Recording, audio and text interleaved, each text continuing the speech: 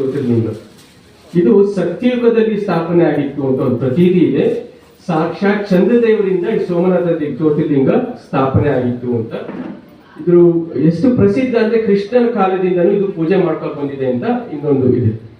1000 ವರ್ಷದ ಹಿಂದೆ ಮೊಹಮ್ಮದ್ ಗಜ್ನಿ ಮುಸಲ್ಮಾನರು ಇದ್ರ ಮೇಲೆ ದಾಳಿ ಮಾಡಿ ಈ ಜ್ಯೋತಿರ್ಲಿಂಗ ಸೋಮನಾಥ ಜ್ಯೋತಿರ್ಲಿಂಗವನ್ನು ಭಗ್ನ ಮಾಡಿದ್ರು.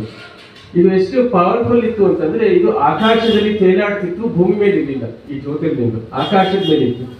ಆ ಮೊಹಮ್ಮದ್ ಗಜ್ನಿ ಬಂದು ದಾಳಿ ಮಾಡಿ ಅದು ಜ್ಯೋತಿರ್ಲಿಂಗದ ಸಣ್ಣ ಸಣ್ಣ ಚೂರಾಯ್ತು. ಆ ತಮಿಳುನಾಡಿನ ಕೆಲವು ಅಗ್ನಿಹೋತ್ರ ಬ್ರಾಹ್ಮಣರು ಈ ಜ್ಯೋತಿರ್ಲಿಂಗದ ಕೆಲವು ಚೂರುಗಳನ್ನ ಅವರು ಸಂರಕ್ಷಣೆ ಮಾಡ್ತಾ ಬಂದ್ರು. ತಲತಲಾಂತರ 1000 ವರ್ಷದಿಂದ ಇದನ್ನ ಸಂರಕ್ಷಿಸಿದ್ರು. 1924ರಲ್ಲಿ ಕಾಂಚಿ ಶಂಕರಾಚಾರ್ಯರನ್ನ ಕೇಳಿದಾಗ ಮಾರ್ಗದರ್ಶನ ಮಾಡಿ ಈ ಜ್ಯೋತಿರ್ಲಿಂಗವನ್ನು ನಾವೇನ್ ಮಾಡಬೇಕು ಅಂತ ಹೇಳಿದಾಗ ಅವರು ಒಂದು ಭವಿಷ್ಯವಾಣಿ ನೋಡಿದ್ರು. ಇನ್ನು 100 ವರ್ಷಕ್ಕೆ ಗುರುದೇವ್ ಶ್ರೀ ರವಿಶಂಕರ್ ಅವರಿಂದ ಅಯೋಧ್ಯದಲ್ಲಿ ಶ್ರೀರಾಮ ಮಂದಿರ ಸ್ಥಾಪನೆ ಆಗುತ್ತೆ. ಅಂದ್ರೆ ಅವ್ರು 1924ರಲ್ಲಿ ಹೇಳಿದ್ರು, 2024ರಲ್ಲಿ ಅಯೋಧ್ಯೆ ಶ್ರೀರಾಮ ಮಂದಿರ ಸ್ಥಾಪನೆ ಆಯಿತು. ತದನಂತರ ಈ ಜ್ಯೋತಿರ್ಲಿಂಗವನ್ನು ಆ ಬೆಂಗಳೂರಿನಲ್ಲಿರುವ ಮಹಾಯತಿ ಮಹಾಪುರುಷರಿಗೆ ಇದನ್ನ ಅರ್ಪಿಸ್ಕೊಡಿ ಅಂತ. ಈಗ ಕರ್ನಾಟಕದಲ್ಲಿ ಜ್ಯೋತಿರ್ಲಿಂಗಗಳೇ ಇರಲಿಲ್ಲ.